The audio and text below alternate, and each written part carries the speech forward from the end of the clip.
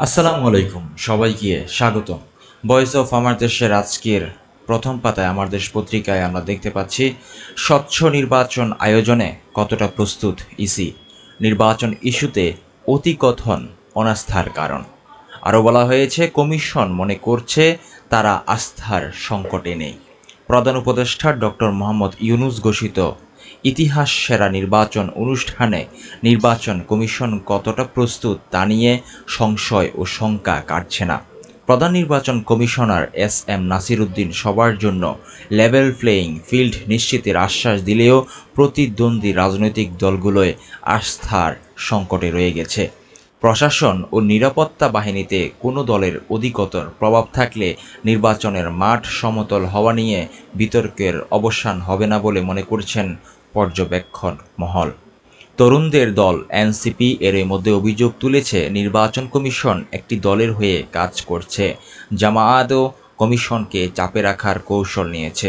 বহুল প্রত্যাশিত ত্রয়োদশ জাতীয় সংসদ নির্বাচন আগামী ফেব্রুয়ারির প্রথমার্ধে অনুষ্ঠিত হতে যাচ্ছে। নির্বাচনী সময়সীমার বিষয়ে সব রাজনৈতিক দলই মোটামুটি একমত। নির্বাচনের তফসিল ঘোষণা করবে নির্বাচন কমিশন। ভোটের তারিখের ৪৫ থেকে ৬০ দিন আগে এই তফসিল ঘোষণা হওয়ার কথা। সেই অনুযায়ী ডিসেম্বরের দ্বিতীয়ার্ধে তফসিল হবে। প্রধান উপদেষ্টা ডক্টর মোহাম্মদ ইউনূস ইতোমধ্যে বলেছেন তিনি একটি ঐতিহাসিক সুন্দর নির্বাচন করবেন। ওই নির্বাচন করতে বর্তমান কমিশন কতটা প্রস্তুত সে প্রশ্ন জোরালো হচ্ছে। প্রিয় দর্শক, প্রথম পাতায় আমরা আরও দেখতে পাচ্ছি রাজনৈতিক মতাদর্শের ঊর্ধ্বে উঠে কাজ করতে হবে এসএসএফকে প্রধান উপদেষ্টা বললেন। বিশেষ নিরাপত্তা বাহিনীর সদস্যদের রাজনৈতিক মতাদর্শের ঊর্ধ্বে উঠে পেশাদারিত্বের সঙ্গে কাজ করার আহ্বান জানিয়েছেন প্রধান উপদেষ্টা ডক্টর মোহাম্মদ ইউনূস। জনবিচ্ছিন্ন না হয়ে জনসংযোগ ও নিরাপত্তার মেলবন্ধনে দায়িত্ব পালনেও এসএসএফ সদস্যদের তাগিদ দিয়েছেন তিনি। গত বুধবার প্রধান উপদেষ্টার শাপলা হলে এসএসএফের ৩৯তম প্রতিষ্ঠাবার্ষিকীতে আয়োজিত প্রধান উপদেষ্টার দরবার অনুষ্ঠানে এসব কথা বলেন তিনি। প্রধান উপদেষ্টা বলেন, এসএসএফ সদস্যদের রাষ্ট্রঘোষিত ভিআইপিদের নিরাপত্তা প্রদানে পেশাগত দক্ষতা অর্জনের পাশাপাশি চারিত্রিক দৃঢ়তা, উন্নত শৃঙ্খলা, সততা, দায়িত্বশীলতা এবং মানবিক গুণাবলীর বিষয়সমূহকে গুরুত্বের সঙ্গে বিবেচনা করতে হবে। দর্শক, আমরা আরও দেখতে পাচ্ছি আমার দেশের আন্তর্জাতিক প্রতিবেদনে প্রথম পাতায় ইরানে হামলা হলে আমেরিকার অপূরণীয় ক্ষতি হবে, খামেনির হুঁশিয়ারি। আমি ইরানে আক্রমণ চালাতেও পারি, আবার নাও পারি, এমনটি কথা বলছেন ট্রাম্প। পাল্টাপাল্টে হামলা অব্যাহত। ইরান ইসরায়েল পাল্টাপাল্টি হামলার মধ্যে এই যুদ্ধে যুক্তরাষ্ট্রে জড়িয়ে যেতে পারে এমন শঙ্কা বাড়ছে। তবে ইরান এতে মোটেও ভীত নয় বলে জানিয়েছেন দেশটির সর্বোচ্চ নেতা আয়াতুল্লাহ আলী খামেনি। তিনি হুঙ্কার দিয়ে বলেছেন, আমেরিকানদের মনে রাখতে হবে যে ইরানের বিরুদ্ধে যে কোনো সামরিক অভিযান নিঃসন্দেহে তাদের অপূরণীয় ক্ষতির কারণ হবে। গতকাল বুধবার ইরানের রাষ্ট্রীয় টেলিভিশনে আলী খামেনির এই বক্তব্য পাঠ করা হয়। তিনি বলেন, জোর করে চাপিয়ে দেওয়া যুদ্ধের বিরুদ্ধে দৃঢ় অবস্থান নেবে ইরান। দেশটি দৃঢ় থাকবে জোর করে চাপিয়ে দেওয়া শক্তির বিরুদ্ধে। ইরান কারো কাছে আত্মসমর্পণ করবে না। মার্কিন প্রেসিডেন্ট ডোনাল্ড ট্রাম্প গত মঙ্গলবার ইরানকে নিঃশর্তভাবে আত্মসমর্পণ করতে বলেছিলেন। এরপর ইরানের সর্বোচ্চ নেতার পক্ষ থেকে এই হুঙ্কার এলো। প্রিয় দর্শক, আমরা দেখতে পাচ্ছি বক্স আকারে প্রকাশিত প্রথম পাতার আরও একটি প্রতিবেদন। সাংবিধানিক কাউন্সিলের বিপক্ষে বিএনপি, পক্ষে জামায়াত, ঐক্যমত্য কমিশনের বৈঠক। জাতীয় সাংবিধানিক কাউন্সিল এনসিসি গঠনের বিষয়ে দ্বিমত পোষণ করেছে বিএনপি সহ কয়েকটি দল। অন্যদিকে বাংলাদেশ জামাতে ইসলামী, জাতীয় নাগরিক পার্টি সহ বেশিরভাগ দল এটির প্রতি সমর্থন জানিয়েছে। এই দলগুলোর কেউ কেউ রাষ্ট্রপতি, প্রধান বিচারপতি নিয়োগের বিষয়টি এই কাউন্সিলের বাইরে রাখার কথা বলেছে। তবে রাষ্ট্রীয় ক্ষমতায় ভারসাম্য আনতে উত্থাপিত এই প্রস্তাবে কাঠামোগত কিছু পরিবর্তন সহ নীতিগতভাবে একমত হয়েছে তারা। দর্শক, বক্স আকারে প্রকাশিত আরেকটি খবরে আমরা দেখতে পাচ্ছি মেয়রের কাজ চালাচ্ছেন ইশরাক, উপদেষ্টা আসিফকে চ্যালেঞ্জ। শপথ না নিয়েই মেয়রের দায়িত্ব পালন করছেন বিএনপি নেতা প্রকৌশলী ইশরাক হোসেন। গতকাল বুধবার ঢাকা দক্ষিণ সিটি কর্পোরেশন মশক নিধন কর্মসূচির উদ্বোধন করেন তিনি। এদিন দুপুরে নগর ভবনে চলমান টানা অবস্থান কর্মসূচিতে অংশ নিয়ে তিনি এই কার্যক্রমের আনুষ্ঠানিক সূচনা করেন। এরপর দুপুরে 2:30টার দিকে এডিস মশাবাহিত ডেঙ্গুর রোগ নিয়ন্ত্রণ ও করোনা ভাইরাস সংক্রমণ প্রতিকল্পে স্বাস্থ্য বিভাগের কর্মকর্তা কর্মচারীদের সঙ্গে মত বিনিময় করেন। এই সময় উপস্থিত ছিলেন সাবেক সচিব মশিউর রহমান। বিভিন্ন ওয়ার্ডের সাবেক কাউন্সিলররা। কর্মসূচি আনুষ্ঠানিকভাবে শুরু করার আগে এক বক্তব্যে স্থানীয় সরকার উপদেষ্টা আসিফ মাহমুদ সজীব ভুঁইয়াকে চ্যালেঞ্জ করেন ইশরাক। তিনি বলেন, আসিফ বলেছেন তিনি নাকি আইন লঙ্ঘন এবং ফৌজদারি অপরাধ করেছেন। একই সঙ্গে বলেন, তিনি যদি অপরাধ করে থাকেন তবে কেন সরকারের থেকেও আইনশৃঙ্খলা বাহিনীর কাছে তার বিরুদ্ধে কোনো অভিযোগ করা হচ্ছে না? আইনশৃঙ্খলা বাহিনীকে কেন তাকে গ্রেফতারের নির্দেশ দিচ্ছেন না? প্রিয় দর্শক, আমরা আসছি এই মুহূর্তে দ্বিতীয় পাতার খবরে। আমরা দেখতে পাচ্ছি জাতীয় ঐক্যমত্য কমিশনের সঙ্গে বৈঠক শেষে বুধবার অন্তরঙ্গ মুহূর্তে বিএনপির স্থায়ী কমিটির সদস্য সালাউদ্দিন আহমেদ, জামাতে ইসলামীর নায়েবে আমির ডাক্তার আবদুল্লাহ মোহাম্মদ তাহের ও এনসিপির আহ্বায়ক নাহিদ ইসলাম। আমরা ছবিতে দেখতে পাচ্ছি সবাই হাস্যোজ্জ্বল মুখ। প্রিয় দর্শক, আরও দেখতে পাচ্ছি আমরা ঢাকায় আপিল না করলেও কুষ্টিয়ায় নজিরবিহীন কাণ্ড, ইসির মেয়র নির্বাচন নিয়ে জটিলতা। আরও দেখতে পাচ্ছি পরিবেশের ক্ষতি করে কোনো উন্নয়ন নয়, কর্মকর্তাদের প্রধান উপদেষ্টা। রাজধানীর রামপুরা ও বনানীতে দুজনের আত্মহত্যা। রাজধানীর বনানী ও রামপুরায় দুজন গলায় ফাঁস দিয়ে আত্মহত্যা করেছে। নিহতরা হলেন বনানীতে মোহাম্মদ মুন্না 19 বছর, রামপুরায় সুমি আক্তার 35 বছর। গতকাল বুধবার লাশগুলো ময়নাতদন্তের জন্য ঢাকা মেডিকেল কলেজ হাসপাতাল মর্গে পাঠানো হয়েছে। ঈদ যাত্রায় সড়ক দুর্ঘটনায় প্রতিদিন গড়ে নিহত 26। আরও দেখতে পাচ্ছি উপকূলীয় নিরাপত্তায় কোস্ট গার্ডের জরুরি হটলাইন চালু। একটা ছবিতে আমরা দেখতে পাচ্ছি রাজধানীতে মিলছে কদম ফুল। বুধবার শাহবাগ এলাকায় একটা ছবি আমরা দেখতে পাচ্ছি। আরও দেখতে পাচ্ছি দর্শক, নির্বাচন নিয়ে প্রতিশ্রুতি বাস্তবায়ন করবে সরকার, রিজভির আশাবাদ। অন্তর্বর্তী সরকার জাতীয় সংসদ নির্বাচন নিয়ে যে প্রতিশ্রুতি দিয়েছে তা দ্রুত বাস্তবায়ন করবে বলে আশাবাদ ব্যক্ত করেছেন বিএনপি সিনিয়র যুগ্ম মহাসচিব রুহুল কবির রিজভী। তিনি বলেন, সংকট এখনও কাটেনি, গণতন্ত্রকে প্রতিষ্ঠিত করতে এখনও অনেক কাজ বাকি।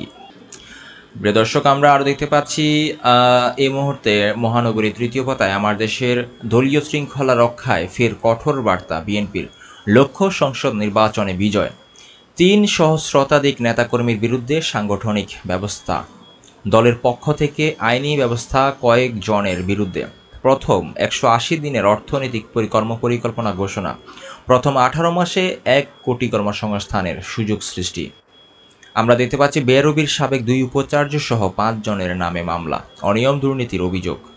আমরা আরও দেখতে পাচ্ছি দর্শক, অর্থাভাবে বন্ধ ডেঙ্গুতে মৃত্যু পর্যালোচনা। 2023 সালেও প্রকাশ হয়নি প্রতিবেদন, চলতি বছর কমিটি গঠনে সীমাবদ্ধ। ঢাকায় 13 ওয়ার্ডে বাড়ছে বিপদ। ফল পুনর্মূল্যায়ন দাবিতে বিক্ষোভ অব্যাহত। 18তম শিক্ষক নিবন্ধন পরীক্ষা। বিধি অনুযায়ী ফল পুনর্নিরীক্ষণের সুযোগ নেই বলছে কর্তৃপক্ষ। হাইকোর্টের রিটের প্রস্তুতি নিচ্ছেন আন্দোলনকারীরা। আমরা আরও দেখতে পাচ্ছি লোবাছড়া কোয়ারির পাথর পাচারকালে 9 নৌকা জব্দ। সিলেটের কানাইঘাটে লোবাছড়া কোয়ারি জব্দ করা পাথর সুরমা নদী দিয়ে পাচারকালে 9টি স্টিল বডি নৌকা আটক করে পুলিশে দিয়েছে জনতা। গত মঙ্গলবার গভীর রাতে দক্ষিণ সুরমার গোটাটিগড় পাসপোর্ট অফিসের কাছে নৌকাগুলো আটক করা হয়। পরে খবর পেয়ে পাথর বোঝাই নৌকাগুলো হেফাজতে নিয়েছে মোগলাবাজার থানা পুলিশ। প্রিয় দর্শক, এই মুহূর্তে আমরা আমার দেশের আন্তর্জাতিক প্রতিবেদনে আমরা দেখতে পাচ্ছি ইরানের ফর্দো পারমাণবিক স্থাপনা পর্বতের গভীরে অপ্রতিরোধ্য দুর্গ। ইরানের রহস্যময় ফর্দো ফুয়েল এনরিচমেন্ট প্লান্ট একটি পারমাণবিক স্থাপনা যা পাহাড়ের গভীরে নির্মিত। সর্বাধুনিক বাংকার বাস্টিং বোমাও এটির ক্ষতি করতে অক্ষম। সেদিকে থেকে এটিকে অপ্রতিরোধ্য দুর্গ হিসেবে আখ্যায়িত করেছেন বিশ্লেষকরা। ফর্দো ইরানের পবিত্র শহর কোমের নিকটবর্তী এলাকায় গোপনে নির্মাণ করা হয়। 2009 সালে প্রথমবারের মতো এটি অস্তিত্ব সম্পর্কে জানতে পারে গোটা বিশ্ব। সাম্প্রতিক স্যাটেলাইট চিত্রে দেখা যায় একটি পাহাড়ি এলাকায় মধ্যে 5টি সুড়ঙ্গ প্রবেশপথ, একটি বড় সহায়ক কাঠামো এবং বিস্তৃত নিরাপত্তা বেষ্টনী রয়েছে। ইসরায়েলি গোয়েন্দা সংস্থার হাতে পড়া ইরানি নথিপত্র থেকে ফর্দো সম্পর্কে বেশিরভাগ তথ্য পাওয়া গেছে। অনুমান করা হয় এর মূল কেন্দ্রগুলো ভূমির 80 থেকে 90 মিটার, প্রায় 262 থেকে 295 ফুট গভীরে অবস্থিত, যা ইসরায়েলের হাতে থাকা কোনো বিমানবাহী বোমার আওতার বাইরে। ফর্দোর এই গঠনেই তাকে কার্যত বোমা হামলা থেকে অপ্রতিরোধ্য করে তুলেছে। নিরাপত্তা বিশ্লেষকরা আশঙ্কা করছেন ইসরায়েলি বিমান হামলায় ইরানের সামরিক কাঠামো ক্ষতিগ্রস্ত হওয়ার পর দেশটি হয়তো ফর্দর মতো সুরক্ষিত স্থানে দ্রুত তাদের সমৃদ্ধ ইউরেনিয়ামকে পারমাণবিক অস্ত্রে রূপান্তরের চেষ্টা করতে পারে। এই পরিস্থিতি আন্তর্জাতিক মহলে উদ্বেগ সৃষ্টি করেছে। প্রিয় দর্শক, আমরা আরও দেখতে পাচ্ছি কাশ্মীর প্রশ্নে ট্রাম্পকে মোদির না। আমেরিকার প্রেসিডেন্ট ডোনাল্ড ট্রাম্পের সঙ্গে টেলিফোনে কথা বলেছেন ভারতের প্রধানমন্ত্রী নরেন্দ্র মোদী। ওয়াশিংটনের স্থানীয় সময় দুপুর কথা বললেন দুই নেতা। তাদের আলোচনায় ছিল ইরান ইসরায়েল চলমান সংঘর্ষ এবং রাশিয়া ইউক্রেন যুদ্ধ। তবে ৩৫ মিনিট ধরে চলা আলোচনা হয় মূলত মে মাসে ভারত পাকিস্তান সংঘর্ষের সময় ভারতের অপারেশন সিঁদুর নিয়ে। ভারতের পররাষ্ট্র সচিব বিক্রম মিস্রি এক বিবৃতিতে এসব তথ্য জানিয়েছেন। মিস্রি বলেন, কানাডায় G7 সামিটের ফাঁকে দুই নেতার দেখা না হওয়ায় মঙ্গলবার রাতে টেলিফোনে দুই নেতার মধ্যে কথা বলার উপর জোর দেন ট্রাম্প। প্রিয় দর্শক, আন্তর্জাতিক প্রতিবেদনে আমরা আরও দেখতে পাচ্ছি ট্রাম্পের সঙ্গে পাক সেনা প্রদানের মধ্যাহ্নভোজ। আমেরিকার প্রেসিডেন্ট ডোনাল্ড ট্রাম্পের সঙ্গে দেখা করবেন পাকিস্তানের সেনাপ্রধান ফিল্ড মার্শাল আসিম মনির। নিরাপত্তা সূত্র জানিয়েছে ইরান ইসরায়েল চলমান সংঘাতের মধ্যেই বৈঠকে বসছেন তারা। ওয়াশিংটন সময় বুধবার দুপুর 1টায় হোয়াইট হাউসের ক্যাবিনেট রুমে মধ্যাহ্নভোজ ভিত্তিক এই বৈঠক অনুষ্ঠিত হবে। তবে গণমাধ্যমের সদস্যরা এই বৈঠকে উপস্থিত থাকতে পারবেন না।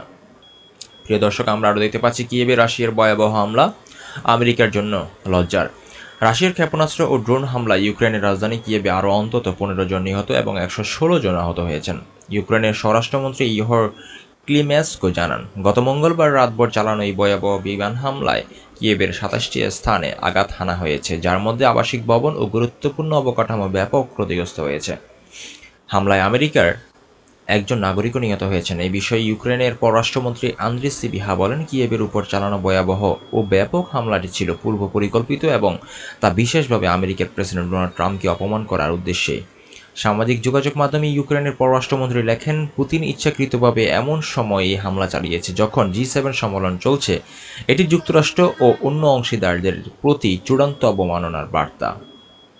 প্রিয় দর্শক, আমরা একটা গ্রাফিতে দেখতে পাচ্ছি ইসরায়েল নিয়ন্ত্রিত জিকিম সীমান্ত ক্রসিং দিয়ে ত্রাণবাহী ট্রাক গাজায় প্রবেশের পর খাদ্য সহায়তা নিয়ে ফিরছেন জাবালিয়ার বাসিন্দারা।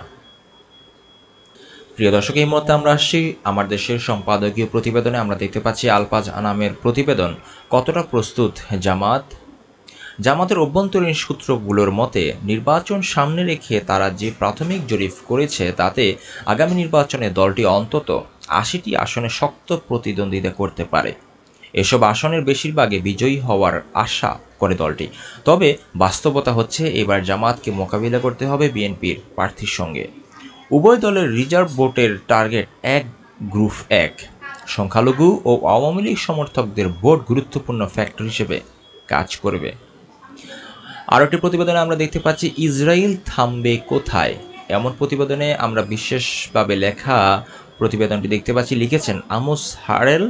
উনি হচ্ছেন ইসরায়েলের হারেজ পত্রিকার প্রতিরক্ষা বিষয়ক সাংবাদিক ভাষান্তর AHM নাজমুল হুদা।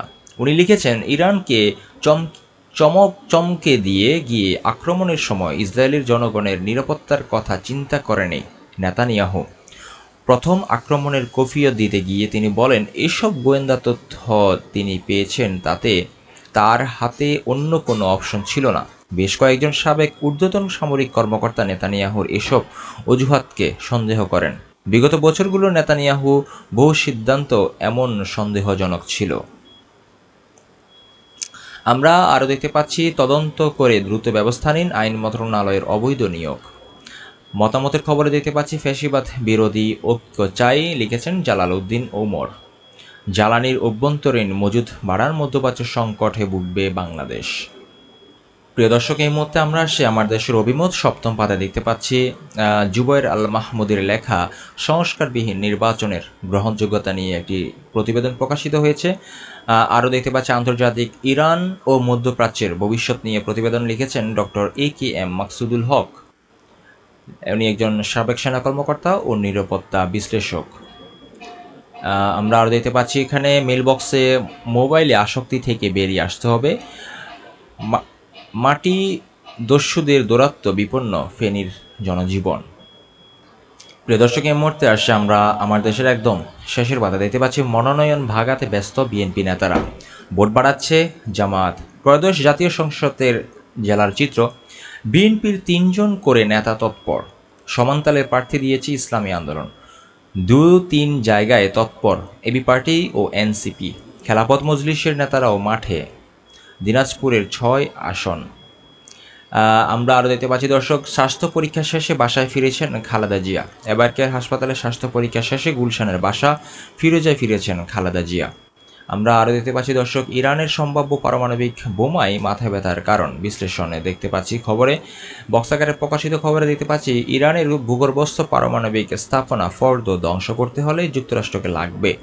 যুক্তরাষ্ট্রের বোমারু বিমান V2 ও বাংকার ধ্বংসকারী বিমান V8 দিয়ে এই স্থাপনা ধ্বংস করা সম্ভব। যুক্তরাষ্ট্র ছাড়া এই অস্ত্র বিশ্বের আর কারো কাছে নেই।